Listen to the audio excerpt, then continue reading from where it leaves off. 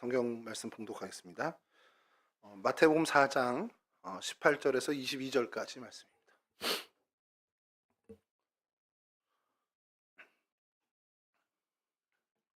한 절씩 저랑 교독하시고요.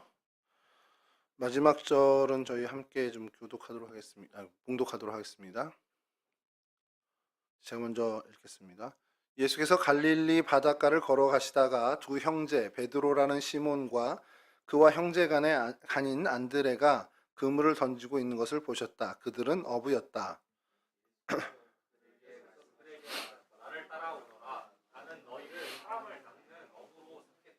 그들은 곧 그물을 버리고 예수를 따라갔다. 거기에서 조금 더 가시다가 예수께서 다른 두 형제 곧 세베대의 아들 야고보와 그의 동생 요한을 보셨다. 그들은 아버지 세베대와 함께 배에서 그물을 들고 있었다. 예수께서 그들을 부르셨다. 함께 하시죠. 그들은 곧 배와 자기들의 아버지를 놓아두고 예수를 따라갔다. 아멘. 오늘 좀 말씀을 통해서 우리가 야고보라는 사람을 좀 살펴보려고 합니다. 야고보라는 이름은 여러분 구약성경에서 야곱이란 이름 익숙하시죠? 야곱이란 이름이 혹시 뜻이 뭔지 아세요? 편하게 얘기하셔도 됩니다. 우리 이렇게 말씀 듣는 시간을 이렇게 경청하는 시간으로만 삼지 말고 대화의 시간으로 좀 삼았으면 좋겠는데, 야곱이란 이름을 들어보셨죠? 들어보셨으면 손 한번. 진짜 딴 분들은 못 들어봤어요? 야곱? 야곱이란 이름은요, 발 뒤꿈치를 잡다라는 뜻을 갖고 있습니다. 그러니까 형 에서가 이제 쌍둥이로 같이 태어날 때 뭐라 그래야지? 그러니까 먼저 나가는 형의 이제 발꿈치를 잡았다고 해서 야곱이라는 이름을 지었어요. 자, 근데 그 야곱이라는 그 유대 사람의 이름을 이제 신약 시대에 와서 세계 공용어가 헬라어, 그러니까 그리스어가 되다 보니까 그것을 헬라어로 그러니까 음사라고 하는 표현을 하는데, 음사를 하다 보니 그 이름이 야고보가 되었습니다.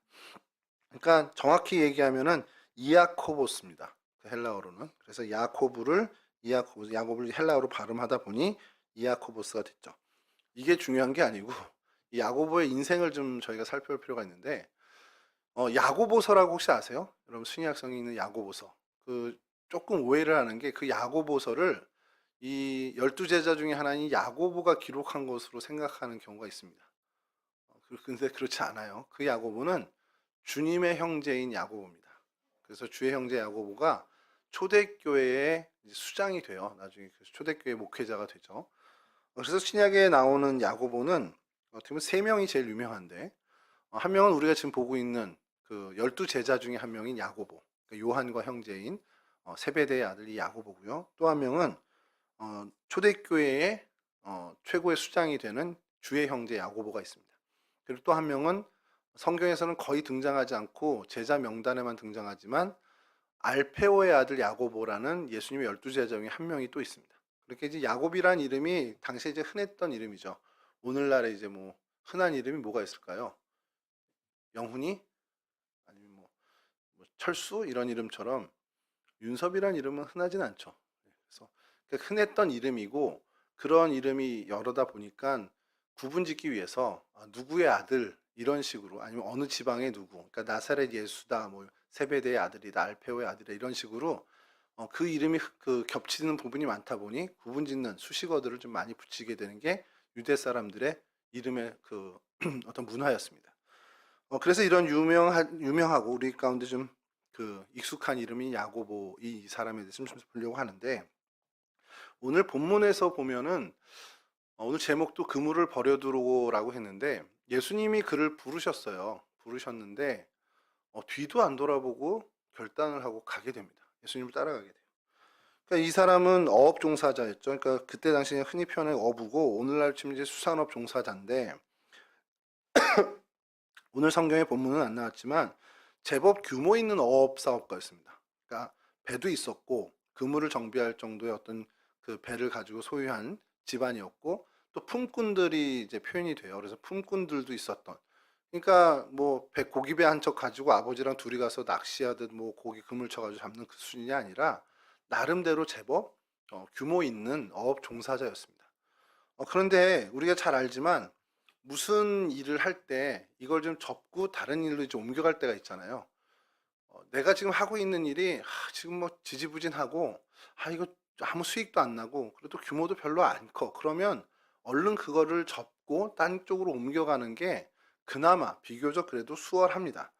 그런데 나름대로 이 분야에 있어서 내가 약간 성공한 사람의 반열에 오른 정도고 규모도 어느 정도 있고 그래도 제법 좀 어느 정도 어깨에 좀 힘 줄 수 있는 정도의 규모를 가지고 있다면 그걸 포기하고 다른 일로 옮기는 것은 사실 쉽지 않아요. 이제까지 내가 해온 게 있는데 그리고 이거 이 정도면 내가 이 정도 이 분야에서는 그래도 나름 제법 성공한 축에 속하는데 그걸 다 제로 베이스로 만든다? 그거는 뭐 청년이 됐던 나이가 됐던 어린 친구가 됐던 건 쉽지 않은 일입니다. 레고를 조립하는 거 잘 아시죠? 저희 조카가 그 레고 조립을 되게 좋아하는데 이거 레고가 되게 비싸더라고요. 3, 40만 원짜리도 있더라고요. 그래서 근데 그거를 다 조립을 했어요. 그리고 이제 유리장이나 진열장에다 잘 진열을 해. 자, 그거를 그러면 여러분들 누가 와서 야, 이거 나 이 과정을 보고 싶은데 한번 싹 다 헐고서 다시 지어봐. 그러면 하겠습니까? 이게 쉽지가 않아요. 물론 이제 이 블럭 쌓는 것과 이제 비교하기는 좀 어려울 수 있지만 초반에 내가 어느 정도 쌓다가 좀 못하겠어 하고 지지부진하고 있을 때 야, 그거 처음부터 다시 하자 그러면 뭐 한 10분의 1도 안 했다 그러면 그래 다시 뜯어보고 다시 할 수도 있겠지만 다 완성해 놨어. 그래서 레고 시티 뭐 경찰서를 이렇게 2층짜리 경찰서 딱 해놨어. 그러면 그거를 다시 다 부시고 처음부터 다시 하자 그러면 그 제안은 오케이 바로 할게 이렇게 하기가 쉽지 않다라는 거예요. 근데 하물며 이 직업 자기가 갖고 있는 생계가 걸린 일이라면 더더군다나 그렇죠. 그런데 이 세베대의 아들인 야고보는 이런 이 일을 아주 쉽게 결단한 것처럼 보입니다. 이게 그러니까 쉽게 결단한 건 분명히 아니겠지만 그 사람 자체가 이런 결단력이 있었던 사람인 것처럼 보입니다. 그러니까 실행력이 있었던 사람이죠. 예수님의 부름에 저게 맞구나. 저분을 따라가는 게 진짜겠구나라고 생각을 한다면 그 생각을 실행에 옮기는 데까지 그렇게 오랜 시간이 걸리지 않는 사람이라는 겁니다. 사실 오늘 핵심은 이 부분이에요. 여러분과 제가 이 오늘 말씀을 나누면서 좀 이런 부분이 우리 오늘을 살아가는 우리 청년들한테 좀 필요하지 않겠냐라는 거예요. 민기적거리지 않았으면 좋겠다는 거예요. 여호수아도 유다 백성들에게 이야기합니다. 니네가 언제까지 자꾸 이렇게 머뭇머뭇하겠니? 여호와가 하나님이시라면 바로 오라는 거예요. 나와 내 집은 오직 여호와만을 섬기겠다. 여기서 갈팡질팡하지 말고 진짜 결단할 때건 빨리 결단하고 빨리 여호와를 따라라 이겁니다. 이 시대가 정말 다원화되고 여러 생각들과 여러 가치관들이 혼재해 있다 보니까 사실 우리가 어느 게 맞는 거지? 어떻게 하는 게 정말 정답이지라는 생각들에 갈등을 많이 할 수밖에 없습니다. 아마 지금 청년기에 막 고등학교를 졸업하고 막 청년이 된 친구들과 또 청년의 시간을 지나면서 지금 뭐 직장 생활하는 청년들과 생각들이 많이 달라질 수밖에 없는 게 이 사회가 너무 많이 빨리 변해요. 1년 단위로 1년 단위가 그러니까 몇 개월 단위로 너무 변화가 심합니다. 그러니까 변화가 심하다는 것은 그냥 유행이 바뀐다는 얘기가 아니라 가치관들이 많이 바뀐다는 거예요. 이전까지 이게 맞는 가치관이라고 생각했던 것들이 전혀 지금에는 맞지 않는 가치관이 될 때도 많이 있습니다. 그러니까 우리 기독교 가치관이 그러니 2000년 동안 쭉 이어왔다는 게 참 대단한 거죠. 그러니까 일례로 여러분 보세요. 이런 좀 위험한 얘기일 수 있는데 유튜브 뭐 이렇게 보는 사람이 없더라고요. 요즘 조회하는 사람도 없고. 이 퀴어 축제에 대해서 지금 찬반이 굉장히 많이 갈리고 있습니다. 기본적으로 목사님 동성애에 대해서 어떻게 수용하시는 편이에요? 그럼 저는 목사입니다. 그러니까 그거를 저는 수용할 수는 없는데 그럼 동성애에 빠져 있는 친구를 저건 사탄의 자식이 죽여야 돼. 이럴 수는 또 없잖아요. 그도 구원받아야 되는 하나님의 백성이 되어야 되는 거죠. 하나님이 아끼시는 하나님의 피조물 아닙니까? 그러니까 그렇게까지는 아닌데 그가 갖고 있는 생각들이나 성향이나 이런 것들을 고쳐지게 우리가 도와야 되는 부분들이 있지만 그렇다고 내가 그럼 그 사람을 긍휼히 여기고 돕는다고 해서 그가 선택한 그 동성애나 이런 것들을 내가 찬성해야 된다. 그건 아니라는 겁니다. 쉽게 얘기해서 술, 담배를 먹는 친구가 있어요. 제 친구에도 있습니다. 이제 고등학교 친구들, 중학교 친구들이 지금까지 만난 친구들이 술, 담배를 하는데 그 친구들이 술, 담배 하는데 제가 그러면 넌 술, 담배 하니까 난 너랑 이제 연락 안 할 거야. 카톡에서 막 지우고 이러지 않잖아요. 긍휼히 여겨야 되고 사랑을 베풀어야 되는 어떻게 보면 제 사랑을 베풀어야 되는 그래서 하나님이 제 옆에 붙여준 사람이란 말입니다. 그럼 저는 정성을 다해서 섬기고 사랑하지만 그렇다고 해서 사람들이 가우진 목사님은 술 담배 먹는 저 친구를 저렇게 포용하는 걸로 봐서 술 담배를 용인하는 사람이야, 이렇게 하지는 않잖아요. 그에게 얘기합니다. 담배가 해로워. 술은 너에게 유익이 되지 않아. 너에게 해악이 돼. 이 얘기는 해야죠. 근데 오늘날 어떻습니까? 교회에서 이런 얘기를 하잖아요. 우리 이제 차별금지법이 통과가 되면 제가 이런 얘기를 하면 저는 벌금을 내야 될 수도 있고, 누군가 저를 고소하면 전 재판에 가서 계속 소명을 해야 되는 상황이 될 수도 있습니다. 실제로 선진국에서 벌어지고 있는 일이에요. 그 동성애 커플이 와서 주례를 부탁을 했는데, 나는 신앙의 어떤 그 주관이 동성애 커플은 주례하지 않습니다. 그것 때문에 고소를 당해서 몇천 불인가 벌금을 냈다고 하더라고요. 그러니까 그런 사회로 바뀌고 있는 거예요, 세상은요. 그러니까 이게 참 어렵죠. 그렇다고 우리가 가져야 할 가치관을 우리까지도 바꾸고 그럴 수는 없다라는 겁니다. 그러니까 이런 변화가 심한 세상을 살아가다 보니 우리가 어떤 이러한 생각들, 옳다, 그르다 이런 것들을 판별하는데 너무 어렵다는 겁니다. 그러니까 적어도 신앙의 가치관에 있어서 하나님이 내게 말씀하시는구나 라는 것을 우리가 인지한다면 그것만큼이라도 이 야고보처럼 우리가 빠른 결단력과 실행을 갖는 사람이 돼야 된다는 겁니다. 그걸 사실 이 청년 시기에 여러분들이 훈련을 해야 돼요. 머뭇거리지 않는 것. 이게 하나님이 나한테 이런 말씀을 하시네. 목사님을 통해서도 성경 묵상을 할 때, 큐티를 할 때도 들려오는 소리들 다 이런 얘기들이네? 라고 한다면 이게 하나님의 말씀이 맞구나. 그리고 끝? 이게 아니라는 거예요. 하나님의 말씀이 맞구나. 그럼 빨리 머뭇할 것 없이 그 말씀을 준행하는데 몸이 빨리 반응해야 된다는 겁니다. 근데 그게 어느 날 갑자기 되지 않아요. 물론 가능도 합니다. 성령께서 감관하셔서 어느 날 갑자기 사람이 변화될 수도 있지만, 우리가 그래도 준비해야 되는 것은 그것을 내 몸에 붙이는, 하나님의 말씀이 내게 임했을 때, 하나님이 나에게 명령하셨을 때 그걸 결단력 있게, 정말 실행력 있게 즉각적으로 반응하는 그런 훈련을 우리는 해야 된다는 거예요. 그게 청년의 때 해야 할 중요한 훈련 중에 하나입니다. 여러분, 이러한 어떤 결단력을 갖고 있다 보니 주님께서 이 사람을 굉장히 신뢰를 합니다. 그가 이제 12제자가 된 이후에 주님께서 여러 이제 상황 속에서 제자들과 동행을 하는데, 12제자들과 동행하는 경우도 많았지만 특별히 세 사람과 동행을 많이 합니다. 베드로와 야고보, 요한, 이 세 명과 주님께서 중대한 일들을 많이 해서요.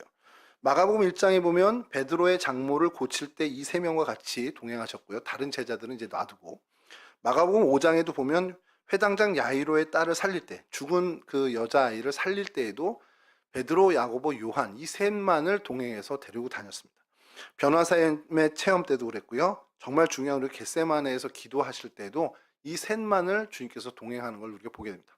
그만큼 이 세 사람에 대해서 굉장한 신뢰를, 굉장히 신임했다라는 거예요. 그래서 야고보가 신임 받을 만한, 예수님으로부터 이런 신임을 받을 만한 게 뭘까라고 성경학자들이 분석을 하다 보면 결국 첫 번째로 꼽는 것은 그는 결단력 있는 사람이었구나, 이런 얘기를 합니다. 근데 생각을 해보면 사람을 여러분 신뢰하고 신임할 때 저 사람 결단력 있어, 저 사람 실행력 있어, 이거 하나만 갖고 신임을 합니까? 안 그러잖아요. 결단력도 있는데 성격이 더러워, 정말 빠른데 하나무인이야, 교만해.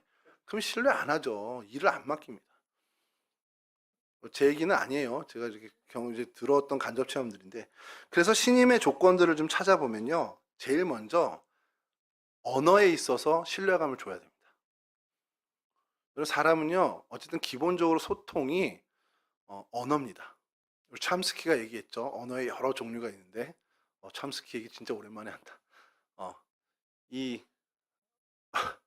어쨌든 말로 하는 언어도 있지만 제스처도 언어예요. 그 언어학에서 보면 어쨌든 간에 그런 언어들로 소통을 하는데, 결국 그 사람에 대한 신뢰나 신뢰감을 주는 것은 언어가 첫 번째입니다. 야고보의 어떤 그런 모습에서 성경에 크게 등장하지는 않았겠지만 분명히 주님으로부터 신임을 얻었다 그러면 그가 언어에 있어서도 주님으로부터 신뢰를 받지 않았겠냐라는 게 성경학자들의 이야기입니다. 물론 성경에 그가 말에 대해서 굉장한 어떤 신뢰감을 준 사람이었다, 이런 얘기는 없습니다만 성경의 그 행과 행 사이에, 그리고 상황과 정황 속에서 찾아보는 거죠. 그리고 신뢰를 주는 조건 중에 하나는, 중요한 것 중에 하나가 그 사람의 겉과 속이 일치하는 모습을 봤을 때 우리는 그 사람을 신뢰합니다. 나한테 와서는 이렇게 얘기하는데 내 눈 밖에서는 다르게 얘기한다. 제일 싫죠, 솔직히. 쟤는 왜 이렇게 이중적이야? 박쥐 같은 놈. 이게 제일 싫잖아요. 근데 쟤는 언제나 여기서나 여기나 저기 가도 똑같아. 한결같아. 옷을 늘 똑같은 옷을 입는다는 건 문제가 되겠지만 행동이나 어떤 생각들이 늘 한결같은 사람은 저 사람은 좀 믿을 만한 사람이야 라는 신임을 신뢰를 주는 사람입니다. 그리고 또 하나 중요한 것은 계산적이지 않은 사람이어야 돼요. 이거 이렇게 하는데 막 계산하는 게 눈에 보여. 막 머리 굴러가는 소리가 들릴 정도로 계산해. 그럼 그 사람이 저 사람은 언제고 계산에 따라서 내가 그에게 이득이 되지 않는다면 언제든지 나를 버릴 수 있겠구나. 이런 생각을 갖게 되면 절대 신뢰할 수 없는 사람이 됩니다. 그런 어떤 계산적이지 않은, 그러니까 간교하지 않은 사람이고요. 또 하나 중요한 것은 옳은 일에 대한 올곧음입니다. 이 사람은 옳은 일이라고 생각한다면 그것을 정말 걸어가는 사람이구나. 양보하지 않는구나. 적어도 이 진리에 있어서만큼 양보하지 않는구나. 사실 이 부분이 결단력과 실행력입니다. 야고보도 하나님 나라에 대한 소망이 있었던 사람입니다. 근데 예수 그리스도를 만나고 저분이 메시아구나. 이건 하나님의 뜻이구나. 라는 것을 인지했을 땐 그 어떤 것보다도 빠른 실행력, 빠른 결단력을 보였다는 겁니다. 이게 주님께서 그를 보시고 그를 신임한 굉장히 중요한 일이라는 거죠. 그러면 여러분 이걸 좀 적용해 보면 좋겠어요. 여러분 스스로 한번 생각해 보세요. 나를 한번 생각해 보시는 겁니다. 내가 내 언어의 습관이 어떤가? 내 언어가 사람들을 세워주고 사람들의 마음에 위로를 주고 혹은 그 사람의 감정을 정말 풍성하게 해주는가? 아니면 내 말은 그 사람에게 폐부를 찌르고 상처를 주고 날카로운가?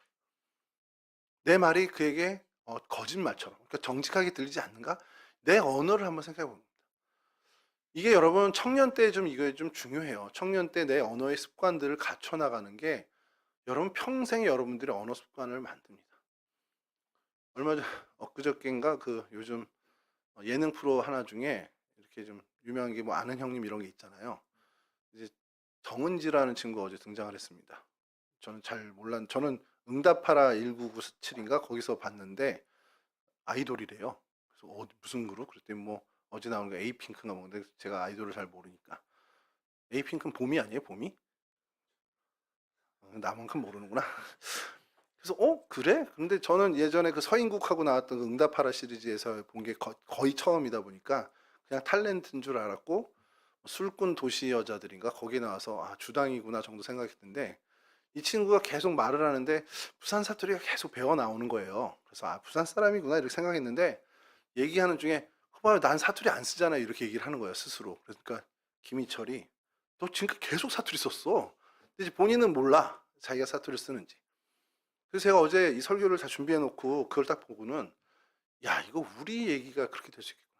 나는 항상 친절한 얘기를 하고 그리스도의 언행을 본받아 정말 예수를 증거하는 어떤 선량한 그런 어떤 신앙적인 얘기를 한다라고 생각을 하고 있는데 듣는 사람들은 그게 아니라고 다 알고 있다면 얼마나 딱한 일입니까?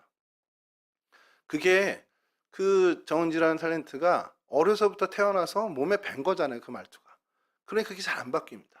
근데 그게 사투리나 표준어만이 아니라 우리의 언어 습관이 그래요.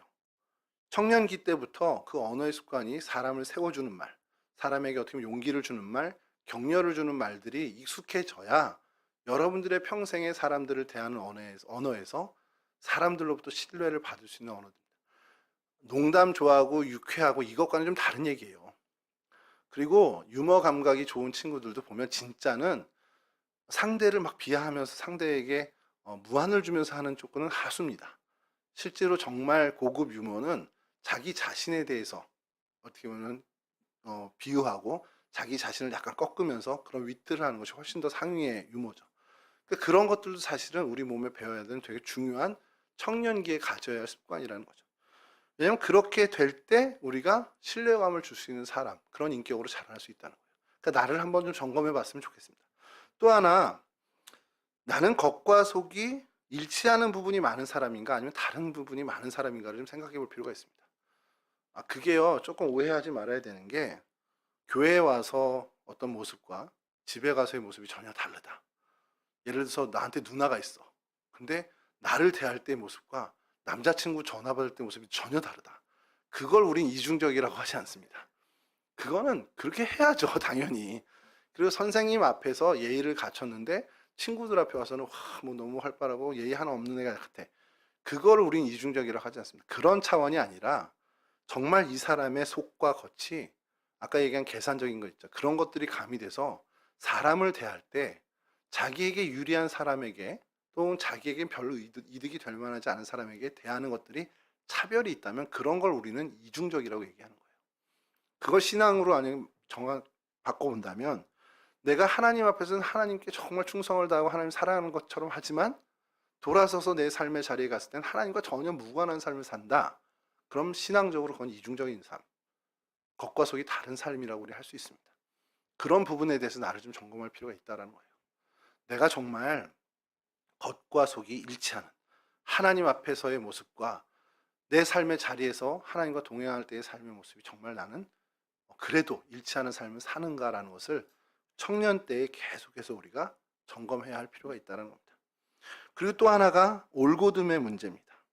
올곧음의 일이라면 내가 양보 없이 이 고든 일, 옳은 일에 대해서 나는 아까 말씀드린 것처럼 야곱처럼 결단하고 실행하는 용기가 있는가? 하나님의 말씀에 대해서 내가 이건 하나님이 말씀하신 거야. 그럼 난 무조건 따라야지. 그것을 재고 이게 나한테 유리할까? 하나님 말씀을 따르는 게 나한테 득이 될까? 이런 거 하지 않고 하나님이 내게 원하시는 일이라면 하나님이 내게 말씀하신 거라면 내가 결단하고 행해야겠구나. 이것들을 우리 청년 때부터 훈련해야 되는데 지금 내 현재의 모습에 이게 있는가? 라는 생각을 해볼 필요가 있다는 겁니다. 그리고 이런 여러분들 스스로의 점검을 통해서 우리가 날마다 나를 갱신해 가면 우리는 야고보처럼 주님으로부터 신임을 받는 사람이 됩니다. 사실 이 점검은 여러분 청년 때만 내 스스로 점검할 문제는 아닙니다. 우리 평생에 제 나이가 돼도 계속해서 점검해야 되는 문제예요. 내가 정말 주님으로부터 신임을 받고 있는가? 주님이 나를 그래도 믿어주고 계신가? 계속 우리는 우리 스스로를 점검해야 됩니다. 주님이 나를 그렇게 신뢰하지 않는다? 그럼 어디서 문제가 생긴 걸까? 그러면서 내 소위를, 내 행동을 계속해서 살펴봐야 돼요. 그러면 주님이 알려주십니다. 이 부분에 있어서 내가 하나님의 마음을 담지 못했구나. 이 부분에 있어서 내가 아직 하나님의 시선을 확보 못했구나. 그러면 그 부분에 대해서 하나님의 마음을 품기 위해서 애쓰고 또 하나님의 시선을 갖기 위해서 노력하는 그런 삶으로 우리가 나가면 주님께서 우리를 신뢰해 주십니다. 여러분 주님으로부터 신뢰받는 게 얼마나 큰 기쁨인지 아세요? 이건 개인적인 일이라 좀 죄송하긴 한데 제가 목사 안수를 2016년 이제 4월에 2006년 4월에 금남교에서 서울연회가 열려서 그 안수를 받게 되는데 그 전날까지도 너무 막 두려운 거예요. 야, 이젠 돌아오지 못하는 걸 건너는구나. 내일이면 나는 이제 안수를 받고 목사가 되네. 이거 도망가야 되는 거 아닌가? 이런 생각이 드는데 당일날 제가 참 많이 울게 됐는데 그 울게 된 결정적인 것은 하나님이 저를 그래도 믿어주시네. 그래도 하나님 너 목사해서 목회하면서 내 일을 좀 해줬으면 좋겠다고 하나님이 나를 믿어주시는구나, 신뢰해 주시는구나. 그게 너무 벅찬 거예요. 사실 저는 나도 나를 신뢰 못하는데 어떻게 주님이 나를 이렇게 믿어주시지? 우리 어머니 아버지가 저를 안 믿잖아요, 둘째라고. 저희 형은 믿는데 형에게 비교당해서 그런지 몰라도 나는 누구로부터 이런 신뢰를 받아본 적이 별로 없는데 하나님이 나를 이렇게 믿어주시네. 그게 너무너무 벅차고 감동이 됐습니다. 그래서 지금도 목회 현장에서 제가 막 실망스러울 때가 있어요. 막 힘 떨어지고 이거 해야 되나 말아야 되나 이런 갈등을 할 때가 있을 때마다 주님이 나를 그렇게 믿어주셨는데 내가 여기서 포기하면 안 되지. 이런 생각을 좀 하면서 이겨내는 경우가 많이 있습니다. 여러분 주님으로부터 신뢰받는 그 기쁨이 뭔지를 좀 알았으면 좋겠습니다. 여러분 청년 때부터 하나님이 나를 이 부분에서 적어도 믿어주시네. 이런 어떤 기쁨, 그런 어떤 마음들. 그러니까 여러분 제발 여러분들에게 누가 교회에서 직분을 준다 그럴 때 거절하지 말아 주십시오. 최재혁 집사님 눈 뜨고 지금 들으셔야 되는 얘기인데 교회에서 이렇게 안 쳐다보게 얘기할게요. 교회에서 뭔가 이거 좀 맡아주시죠 라고 했을 때 하나님이 그만큼 믿고 맡기시는 겁니다.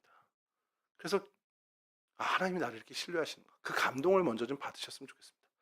회장으로 혹은 부회장으로 혹은 총무로 또 어떤 무슨 교회에서 청년부에서 어떤 뭔가를 맡긴다 그러면 그건 목사님이 나를 생각해서 우리 청년들이 나를 좋아해서 그게 아니에요.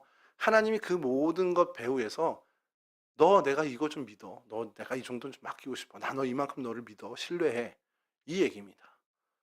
그 부분에 대해서 여러분 야고보처럼 빠른 실행, 빠른 결단이 여러분들의 삶에 계속 정말 습관처럼 익숙해지는 그런 신앙의 행보를 걸었으면 좋겠습니다. 자, 여기서 이렇게 교훈을 받는데 그럼 야고보가 이렇게 다 장점만 있었냐?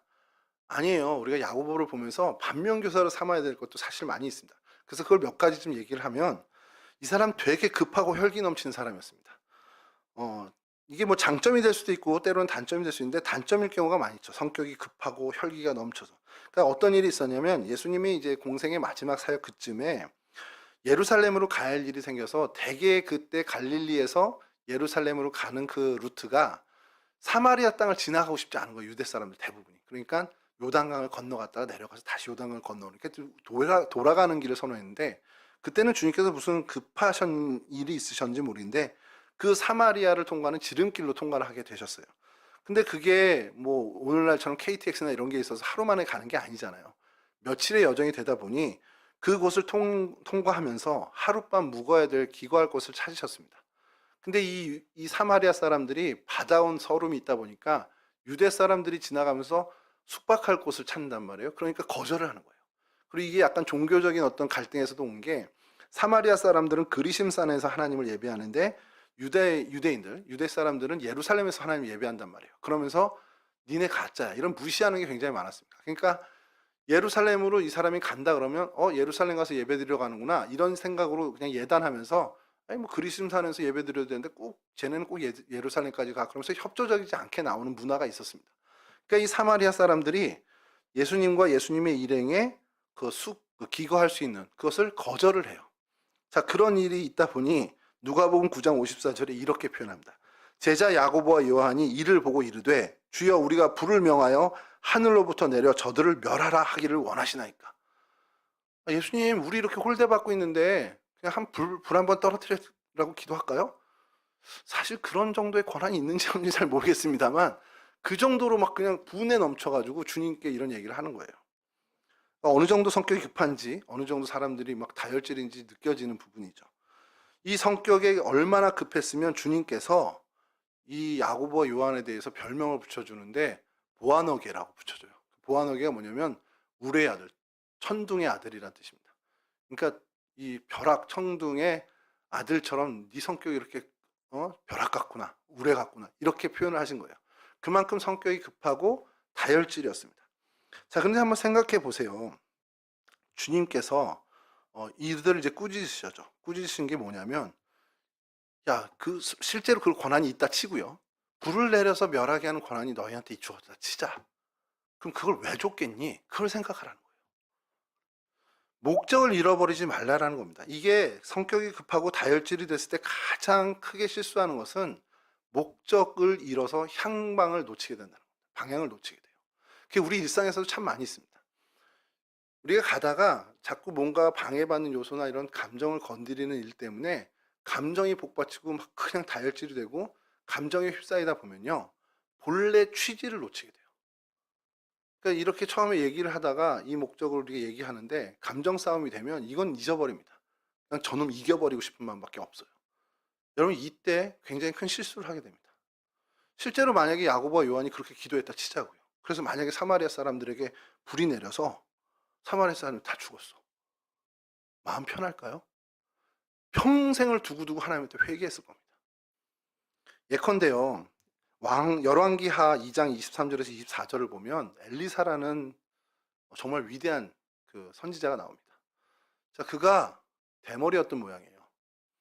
어느 날 마을을 지나가는데 동네 꼬마 애들이 대머리야 물러가라, 대머리야 물러가서 막 놀린 겁니다. 여러분들 그렇게 하면 여러분 어떻게 할 거예요? 유치부 애들이 갔는데 저한테 에이 뚱땡이 목사님 저리 가라 저리 가라 이러면 제가 어떻게 할 것 같습니까? 귀싸대기를. 애들인데 네가 진짜 뚱뚱한 사람을 못 봤구나. 집에 가서 네 아빠 좀 봐봐. 이렇게 하면 되는데 이 엘리사가 저주를 합니다. 어떤 일이 벌어졌는지 아세요? 숲에서 곰 2마리가 나와서 성경 표현대로 하면 아이들을 찢어 죽여요. 여러분 엘리사의 마음이 어땠을까 저는 항상 고민을 합니다. 그 부분을 보면서. 근데 제가 성경을 읽다가 엘리사가 이 부분에 대해서 참 많이 어떻게 보면 후회를 한다거나 아니면 회개를 했다라는 부분들을 좀 생각한 게 뭐냐면 이후에 생명을 상하게 하는 어떤 이적도 일으키지 않습니다.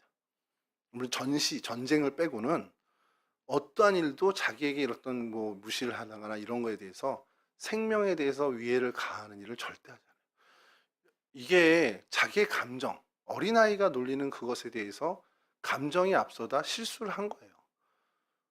여러분, 이 성경 본문을 가지고 많은 부흥사 목사님들이 설교를 할 때 제가 실제로 들은 것도 놀리지 마, 주의 종 놀리지 마, 큰일 나, 이런 설교를 해요. 물론 틀리지 않은 메시지일 수 있습니다만 그거에서 그치는 게 아니라 엘리사가 그런 자신의 실수가 있었지만 그의 이후의 행보를 봤을 때 그는 단 한 번도 다시는 생명을 위해하는 이적을 벌이지 않는 것으로 봐서 그 부분에 있어서만큼은 그가 시행착오를 잘 거쳐서 고쳐진 선지자라고 우리가 얘기를 할 수 있다는 거죠. 그리고 정말 엉뚱한 해석은 봐라, 능력 있는 주의 종들은 다 대머리였다. 조영기 목사님 봐라, 박종수 목사님 봐라, 곽선희 목사님 봐라, 이런 얘기를 하는 실제 목사님도 봤습니다. 그래서 이거 다 머리들 밀어야 되나 이런 생각도 좀 했었는데 뭐 그럴 수도 있고 아닐 수도 있겠죠. 여하튼 여러분, 내가 감정에 도취되거나 감정에 휘둘려서 목적을 잃는 일은 없어야 된다는 거예요. 그만큼 그래서 뭐 내가 다혈질이 되면 안 돼, 급한 성격을 고쳐야 돼, 이게 아니라 성격 급해도 상관없습니다. 다혈질이어도 상관없는데 그 성격 안에서 목적을 잃지 않는 것을 중요해요. 고기 잡는 어부였어요. 고기를 잡는 목적은 자신의 생계였습니다. 그렇기 때문에 그 목적에 맞게 살아간 거예요. 고기 잡고 그거 팔고 그 돈으로 양식 사고 자신의 삶을 위해 쓰고 자기 중심적인 삶을 살아도 문제는 없어요. 근데 이제 예수님이 야고보를 부르시고 그런 권능을 주신 이유는 뭡니까? 사람을 취하는 사람이 되게 하신 거예요. 사람을 취하라는 게 뭐예요? 죽어가는 사람을 살리고 그 생명을 불어넣어주고 영혼이 참 잘되고 만족을 이루고 행복하게 하기 위해서인 거예요. 그러니까 사람을 살리기 위해서 불렀는데 사람을 죽이겠다고 혈기를 부르는 것, 목적을 완전히 상실한 거라는 거죠. 여러분들의 감정이, 여러분들의 생각이나 여러분들의 그 마음, 쓴 마음이 사람을 향해서 분노가 생기고 사람을 죽이는 일이고 사람을 망치는 일에 쓰여진다면 아차, 내가 목적을 놓쳤구나, 이 부분에 대한 생각이 있어요. 미울 수 있습니다. 정말 얄미운 애들 있잖아요. 내 삶의 주변에. 없으세요? 감상으로 여기십시오. 주변에 얄미운 애들이 있어요. 그리고 뉴스를 들으면 정말 분개할 만한 인간들이 나오잖아요. 근데 그 분을 내는 건 상관없습니다. 분 내고 의분을 토하는 건 좋은데 목적을 잃지 않아야 된다는 거예요. 하나님이 나를 그리스도인으로 부르신 이유, 하나님이 나를 주의 백성으로 부르신 이유가 뭘까? 이 모든 일을 통해서 하나님의 영광을 위해서, 하나님께 기쁨을 드리기 위해서 내 주변에 허락한 이 사람들을 주님께로 인도하고 정말 그들의 영혼이 살아나는 방향으로 하나님 나를 쓰시기 위해서 불렀다. 이것만큼은 놓치지 말자는 거예요. 순간적으로 우리는 실수합니다. 그러나 얼른 돌아오자는 거예요. 엉뚱한 혈기 부리지 말고 얼른 돌아가서 주님이 주신 평화를 누리고 우리가 함께 그리스도의 나라를 건설해가는 일에 힘쓰는 그 일을 해야겠다는 거죠. 여러분, 만약에 내가 교회 안에서, 특별히 우리 교회 생각을 하다 보니 내가 교회에서 뭔가를 하고 행동했을 때 자꾸 잡음이 생긴다? 그럼 잠깐 쉼표 찍으세요. 잠깐 제자리에 서서 한번 점검해 볼 필요가 있습니다.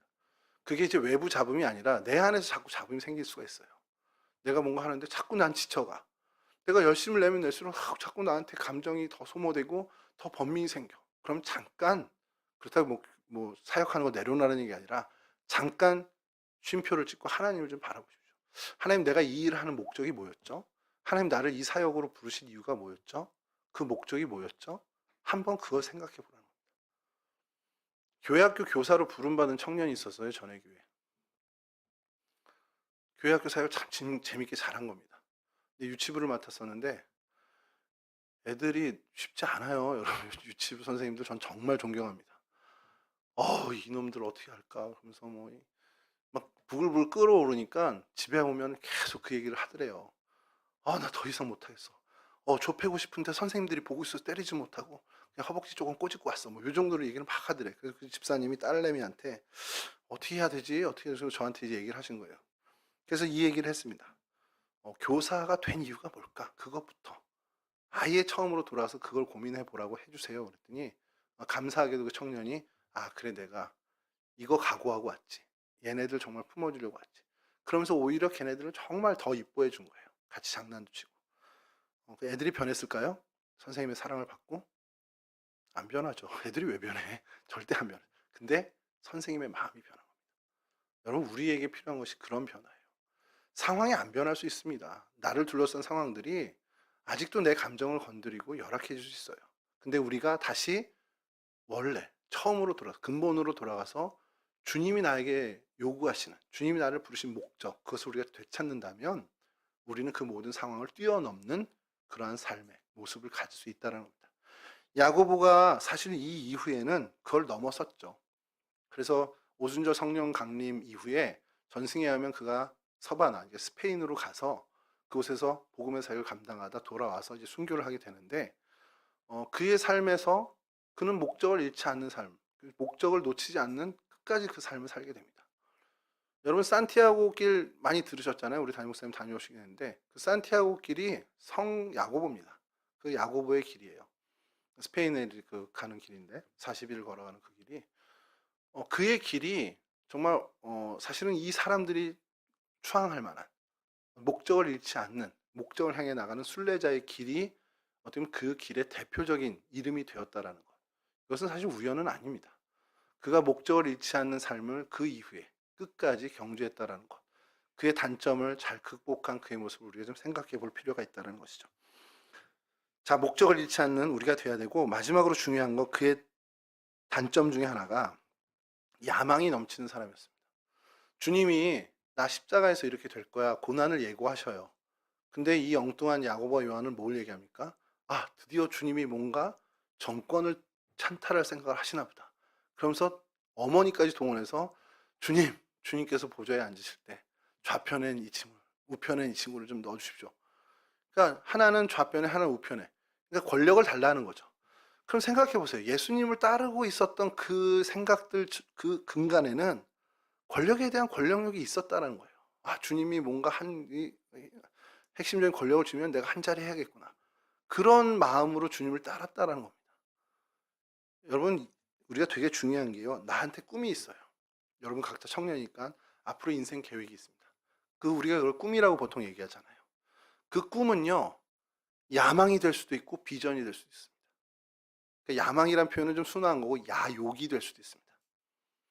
여러분들이 꿈꾸는 그 꿈이 나를 위한, 내 중심된, 정말 나를 이롭게 하는 데만 집중된다면 그건 야욕이에요. 그건 전혀 하나님 앞에서 비전이 될 수 없습니다. 근데 여러분들이 꾸고 있는 그 꿈이 하나님의 이름을 위해 하나님이 내게 맡겨주신 내 주변의 생명들을 이롭게 하는 일이라면 그건 비전이 될 수 있습니다. 여기서도 중요한 것은 우리가 그 내 야욕을, 우리 습성이 그래요.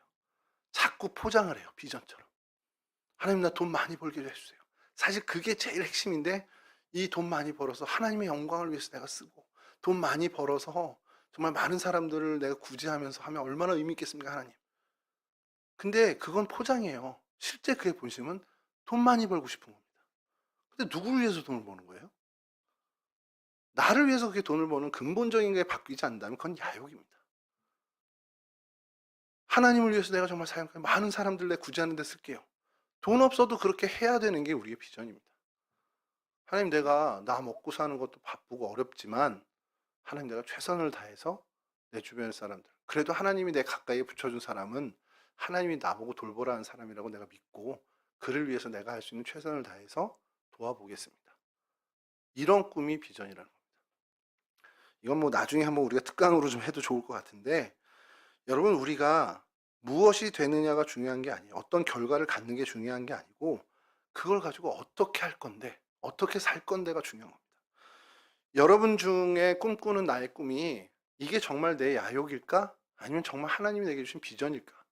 이거 여러분 죽는 날까지 고민해야 됩니다. 그게 나를 위한, 나만을 위한 꿈이라면 그건 야욕일 수밖에 없습니다.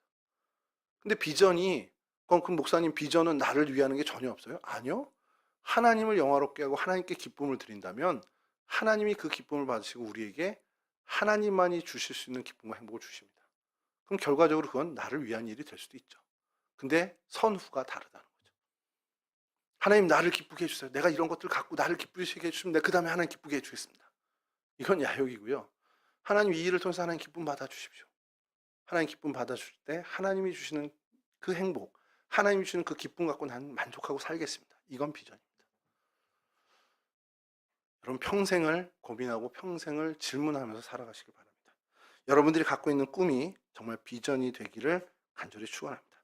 이러한 귀한 은혜에 이런 은혜를 소유한 이 은혜를 가지고 야고보 사도가 걸어갔던 그 이상의 길을 걸어가는 그리스도의 거룩한 백성들이 되시길. 정말 이 험난한 세상, 정말 많은 가치관의 혼용 때문에 갈등이 너무 짙어진 이 세상에서 정말 그리스도의 정결한 삶, 그리스도의 정결한 백성으로 정말 올곧게 살아가는 그런 귀한 주의 백성들이 되시기를, 그런 우리 청년들이 되기를 주님의 이름으로 간절히 축원합니다. 우리 찬양 한번 할게요. 우리 한별 자매에게 정말 박수를 쳐주고 싶습니다만 너무 감사합니다, 진짜. 우리 두 손 들고 함께 찬양하시고요. 우리 그리고